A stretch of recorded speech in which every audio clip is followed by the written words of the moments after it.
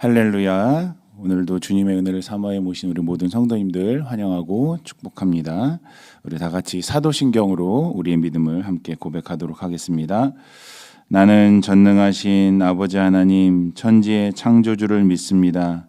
나는 그의 유일하신 아들 우리 주 예수 그리스도를 믿습니다.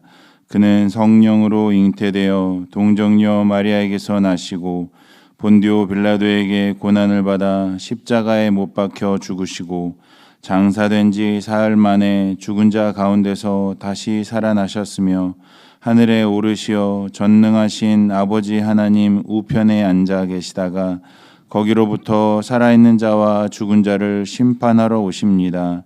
나는 성령을 믿으며 거룩한 공교회와 성도의 교제와 죄를 용서받는 것과 몸의 부활과 영생을 믿습니다. 아멘. 우리 찬송가 208장 내 주의 나라와 함께 찬양하겠습니다.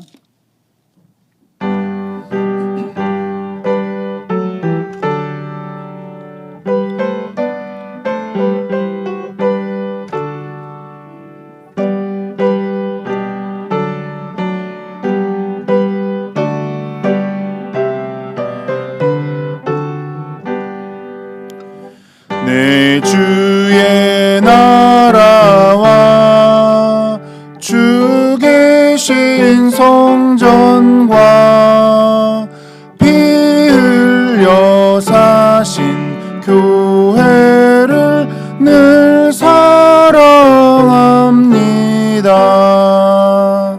내 주의 교회는 천성과 같아서 눈동자같이 아끼사 늘 보호하시네.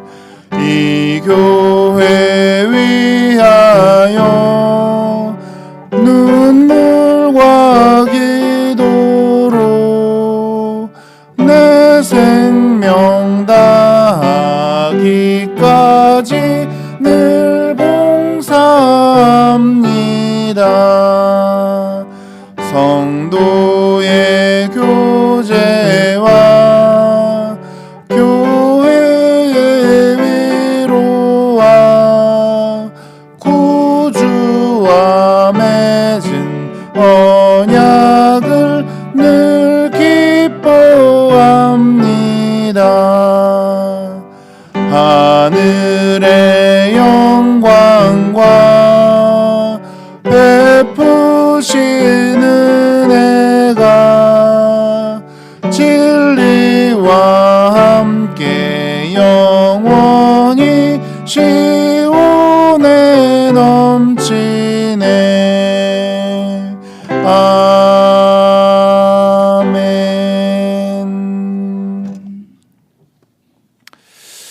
오늘 이 아침 우리에게 주신 하나님 말씀은 누가복음 23장 50절부터 56절 말씀입니다. 신약성경 139쪽에 있습니다. 누가복음 23장 50절부터 56절까지 우리 한 절씩 교독하시고 마지막 56절 같이 읽겠습니다. 제가 먼저 읽습니다. 공회의원으로 선하고 의로운 요셉이라 하는 사람이 있으니 그들의 결의와 행사에 찬성하지 아니한 자라. 그는 유대인의 동네 아리마대 사람이요 하나님의 나라를 기다리는 자라. 그가 빌라도에게 가서 예수의 시체를 달라 하여 이를 내려 세마포로 싸고 아직 사람을 장사한 일이 없는 바위에 판 무덤에 넣어두었다. 이날은 준비일이요 안식일이 거의 되었더라. 갈릴리에서 예수와 함께 온 여자들이 뒤를 따라 그 무덤과 그의 시체를 어떻게 두었는지를 보고 같이 읽습니다. 돌아가 향품과 향유를 준비하더라. 아멘. 오늘을 누가복음 23장 말씀을 통하여 우리 하나님의 나라를 기다리는 자의 삶, 하나님의 나라를 기다리는 자의 삶이라는 제목으로 함께 은혜를 나누려고 합니다. 우리 매주 월요일은 이제 교회 매일 성경 읽기 순서에 따라서 이제 말씀을 보고 있죠. 오늘 이제 누가복음 23장이 되겠는데요. 오늘의 이제 주인공은 이미 여러분들 같이 읽으셔서 아시겠지만 요셉이라는 사람입니다. 성경에 이제 요셉이라는 사람이 뭐 비슷한 이름들이 많이 있죠. 요한도 그렇고. 그래서 여러 사람이 있는데 특히 예수님의 아버지도 요셉이었고 예수님의 동생도 뭐 요셉이 있고 굉장히 많은 사람이 있습니다. 그런데 이 사람은 이제 특히 우리가 잘 부르기로 아리마대 사람 요셉이다 이렇게 흔히들 말을 합니다.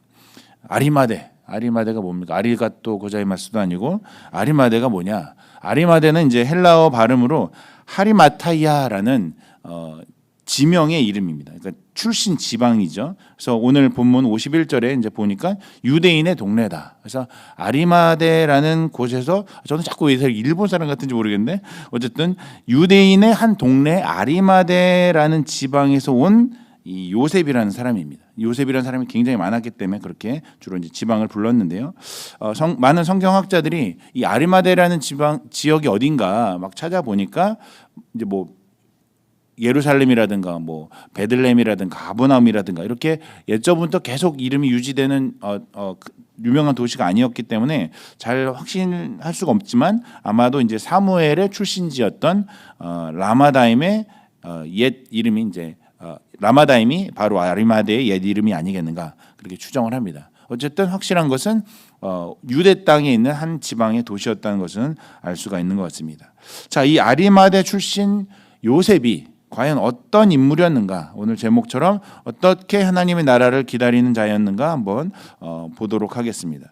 첫 번째로 이 아리마대 사람 요셉은 공회의원이었다는 것입니다. 공회의원. 그 당시에 산헤드린이라는 그 공회가 있었거든요. 정확하게 이제 나이가 얼마인지 등장하지는 않지만 세상적으로, 뭐 부귀적으로, 종교적으로, 뭐 정치적인 명예를 얻는 것 포함해서 모든 것을 다 갖춘 어떤 성공한 자의 표상이 아닌가 이렇게 말을 할 수가 있을 것 같습니다. 우리 아까 읽었던 50절 같이 한번 볼까요? 50절. 같이 읽습니다. 시작. 공회의원으로 선하고 의로운 요셉이라 하는 사람이 있으니 이 사람이 공회의원 옛날에는 이제 공회원이라고도 했는데요. 심지어 공회원으로 성공한 사람이면서도 성품도 선하고 의로운 사람이라고 합니다. 굉장히 세상적으로나 주변의 사람들로부터 칭송받는 자였던 것이 분명합니다. 마태복음 23장 51절에는 이 공회원이라는 단어는 안 나오는데요. 이 요셉을 소개하면서 부자 요셉이다 이렇게 말합니다.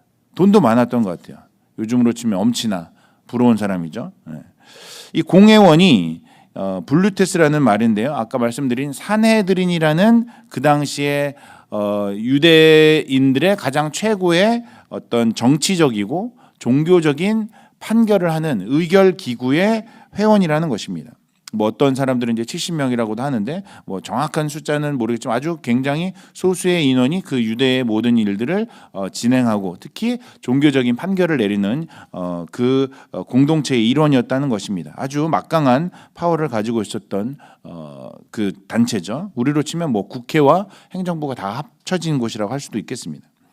자, 그런데 이 산헤드린이 어떤 곳입니까? 바로 예수님을 붙잡고 예수님을 신문하고 그 대제사장의 뜰에 데려가서 예수님을 그렇게 계속적으로 죄를 캐묻고 결국은 당시에 이제 로마의 총독이었던 빌라도에게 참소해서 죽음에 이르게 한 죽음에 이르게 한 자들이 아니겠습니까? 물론 이제 최종적으로는 로마가 그 사형의 선고, 즉 십자가에 못 박도록 명령을 내리긴 했지만 결정적으로 그 로마를 압박하면서 그런 모든 결정을 내리도록 한 자들이 바로 그 산헤드린 공회 의원들이었다는 것이죠. 자, 그런데 여기서 반전이 있죠. 51절을 한번 그 바로 한 절 밑에 51절을 한번 괄호의 내용만 볼까요? 제가 읽겠습니다. 그들의 결의와 행사에 찬성하지 아니한 자라. 이 아리마대 사람 요셉이 공회 의원이긴 하지만 만장일치로 예수님을 로마에 참소하고 십자가에 못 박자 이렇게 한 것이 아니라 몇몇 아주 소수였겠죠. 반대하는 자들이 있었는데 그 중에 하나가 바로 이 요셉이라는 사람이었다는 것입니다. 그들의 결의에 또 행사에 찬성하지 아니한 자라. 예수님을 죽이자고 할 그 어떤 회의가 열렸을 때, 산헤드린 공회가 열렸을 때 적극적으로 반대를 했던 것인지 아니면 그냥 기권을 행사했던 것인지 뭐 자세하게 나오진 않습니다만, 아무튼 이 요셉은 그 예수님을 죽였던, 그 예수님을 죽음으로 이르게 했던 그 공회에 적극적으로 찬성한 것은 아닌 것으로 이 성경은 기록을 하고 있다는 것입니다. 그 가장 대표적인 예가 바로 이 51절 뒤에 있는, 그는 유대인의 동네 아리마대 사람이기도 한데 오늘의 제목이기도 한 하나님의 나라를 기다리는 자였다는 것이죠. 우리가 추정하건대 이 요셉이 처음부터 아주 대단한 결기가 혹은 대단한 믿음이 있었던 사람은 아닌 것으로 보여집니다. 여기서 이제 반전에 또 반전이 있죠. 이 아까 마태복음에서는 이 요셉을 그냥 부자라 이렇게 소개만 했는데요. 요한복음은 이 요셉이 하나님의 나라를 기다리는 자이긴 하지만 조금 더 냉혹하게 평가를 합니다. 여러분들 뭐 찾으셔도 되고요. 제가 읽어보겠습니다. 요한복음 19장 38절에 이 요셉은, 한 가지 좀 팁을 드리면, 요셉은 사복음서에 골고루 나옵니다. 근데 평가가 조금씩 달라요. 누가복음이 가장 후한 평가를 하고 마태나 요한복음은 조금 냉혹한데요. 요한복음 19장 38절에 보면 이렇게 기록되어 있습니다. 아리마대 사람 요셉은 예수의 제자이나 유대인이 두려워 그것을 숨기더니. 그러니까 예수님을 죽이게 하는 그 투표에 혹은 그 회의에 참석을 했는지 불참을 했는지 아니면 참석을 해서 기권을 했는지 모르겠지만, 다른 사람들이 이 요셉이 예수님의 제자인 것을 모르게 자기의 믿음을, 자기의 정체를 숨기고 예수님의 그 죽음으로 가시는 길에 소극적으로 그 일을 반대했다는 것이죠. 유대인들이 자기의 정체를 알까봐, 내가 예수의 제자인 것을 알까봐 숨겼다는 것입니다. 여기서 핵심은, 성경은 그럼에도 불구하고 이 요셉을 예수님의 제자라고 말하고 있다는 것입니다. 제자들이 물론 뒤에 나오겠지만 예수님의 12제자들 다 예수님 돌아가신 다음에 다 도망가고 없어지지 않습니까? 근데 이 여러 많은 제자들 중에 이 요셉도, 이 아리마대 사람도 그 제자이긴 했는데 평소에는 자기의 부귀와 명예와 이런 것들 때문에 자기의 정체를 숨겼다는 것입니다. 왜 숨겼겠습니까?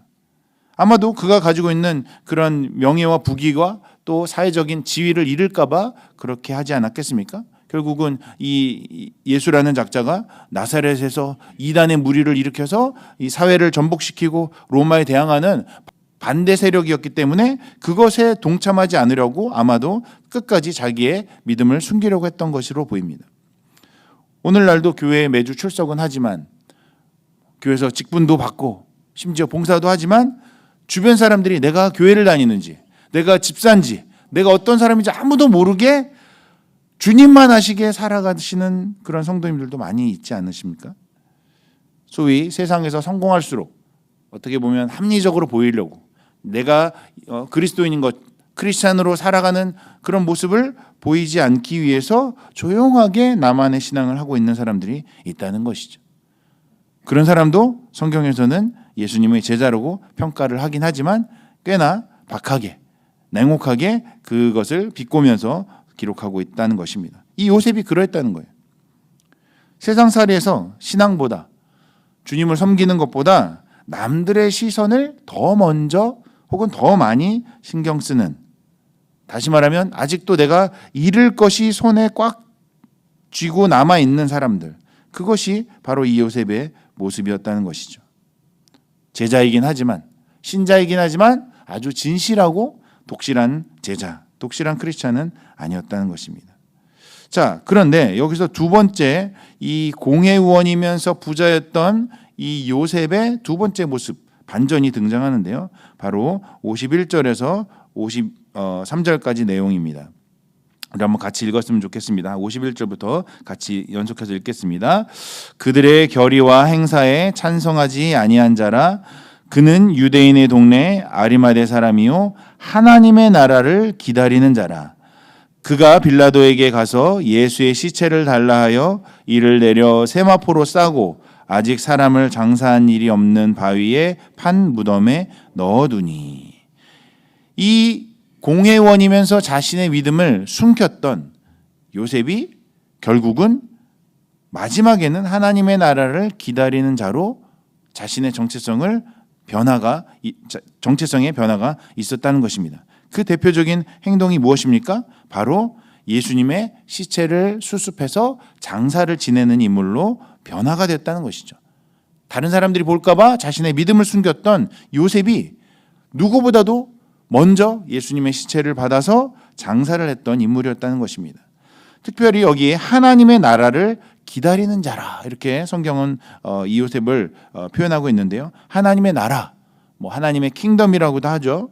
그 바실레이아라는 이 단어에 여러 가지 해석이 나올 수 있긴 한데요. 오늘 이 본문에 국한해서 말씀드린다면 하나님의 나라를 기다린다 함은 바로 이 예수님의 시체를 수습하여 예수님의 죽음이 결국은 하나님의 온전한 통치로 일어날 것, 즉 지금은 예수님께서 돌아가셨지만 하나님의 온전한 통치가 일어나는 부활과 하나님의 영광이 드러나는 그 날이 올 것임을 분명하게 믿고 바람으로 이 장례를 치렀다는 것입니다. 안 그랬으면 계속적으로 자기의 믿음을 숨겼겠죠. 예수님의 제자인 것을 들키지 않으려고 살아왔던 사람이 담대히 나가서, 오늘 여기는 우리가 이제 나오진 않지만 영어로는 boldly, 담대하게 빌라도에게 가서 예수의 시체를 달라 하여 사람들이 다 보는데, 저 사람이 예수님의 제자였어? 저 사람이 언제부터 저랬대? 그 모든 시선을 뒤로하고 예수님의 그 장례를 정성스럽게 치러냈던 것은 바로 부활의 소망, 하나님의 통치를 온전하게 믿고 꿈꾸었기 때문인 것입니다. 그렇게 합리적으로 우리가 유추할 수 있는 이유는 이 사람이 자신의 명예를 버리고, 즉 누구의 시선도 신경 쓰지 않고 그 장래에 자기의 모든 것을 내어놓았다는 것이죠. 특별히 오늘 본문에는 나오지 않는데요. 그 모든 명예와 사람들의 시선을 뒤로 한 것뿐 아니라 자기가 가지고 있는 재산, 부귀도 내어놓았다는 것입니다. 마태복음 27장에, 오늘 이제 누가복음에 나오지 않는데요. 마태복음 27장 59절에서 60절에 이렇게 기록되어 있습니다. 요셉이 시체를 가져다가 깨끗한 세마포로 싸서 바위 속에 판 자기의 새 무덤에 넣어두고, 오늘 누가복음에는 이제 이게 요셉의 무덤이라고 나오진 않는데 마태복음에는 그 무덤이, 예수님을 모신 그 무덤이 자기의 무덤이었다는 것이죠. 특히 그 당시에 가장 부자들이 행했던 장례의 문화가 바위를 파서 거기에 동굴을 만들어서 장례를 치르는 것이었거든요. 그것이 한 사람의 무덤일 수도 있고 가족의 무덤일 수도 있고 여러 가지 이제 성경학자들은 해석을 내놓는데요. 어쨌든 굉장히 큰 무덤이고 굉장히 좋은, 특별히 새 무덤이었더라. 아마도 요셉이 자기 자신의 혹은 자기의 후손들을 위해서 그 무덤을 예비해 놓고 있었다는 것이죠. 그런데 예수님의 죽음을 맞이함으로 인하여 자신의 무덤으로 준비했던 그것을 예수님께 기꺼이 내어놓았다는 것이죠. 이 무덤도 그 동산과 가까웠다고 하는 것을 봤을 때 굉장히 좋은 땅, 좋은 가격을 가지고 있었던 그 무덤을 예수님께 기꺼이 드렸다는 것이죠. 오늘 본문에 나오지는 않지만 이 요셉과 같이 자기의 소극적인 믿음을 예수님의 죽음이라는 십자가 사건을 계기로 변화된 또 다른 한 인물이 있는데요. 바로 여러분들도 잘 아시는 니고데모입니다. 니고데모. 요한복음 3장에 여러분들 잘 아시다시피 예수님을 몰래 찾아와서 영생이 어떻게 일어납니까? 그러니까 예수님이 어머니 뱃속에 들어가는 것도 아니고 말씀으로 우리가 이제 영생을 받게 된다. 그 말씀으로 깨달았던 그 니고데모가 오늘 이 장례에도 등장을 하는데요. 요한복음 19장 38절에서 41절에 이렇게 기록됐습니다. 제가 읽겠습니다. 요한복음 19장 38절. 아리마대 사람 요셉은 예수의 제자이나 유대인이 두려워 그것을 숨기더니 이 일 후에 빌라도에게 예수의 시체를 가져가기를 구하매 빌라도가 허락하는지라 이에 가서 예수의 시체를 가져가니라. 일찍이 예수께 밤에 찾아왔던 니고데모도 몰약과 침향 섞은 것을 100리트라쯤 가지고 온지라. 이에 예수의 시체를 가져다가 유대인의 장례 법대로 그 향품과 함께 세마포로 쌌더라. 그러니까 아리마대 사람 요셉은 예수님께 무덤을 드림으로 예수의 장례를 집례했고, 이 니고데모란 사람은 몰약과 침향 섞은 그 향품으로 예수님의 그 장례를 준비했다는 것이죠. 둘 다 공교롭게도 사내들인 공회원이었고, 뭐 이 요셉은 바리새인인지 나오진 않지만 아주 율법에 정통한 바리새 사람들이었다고 추정할 수 있다는 것입니다.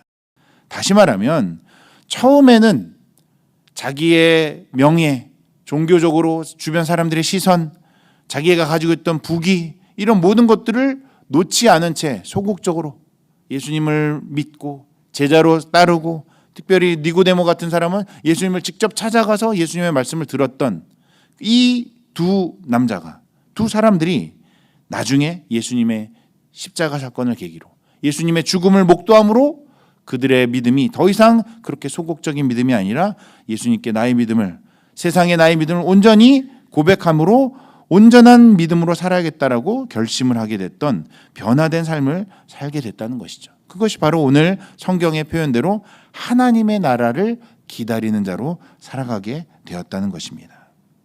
사랑하는 여러분, 오늘 이 말씀을 보면서 여러분들은 어떤 마음의 결심이 생기십니까?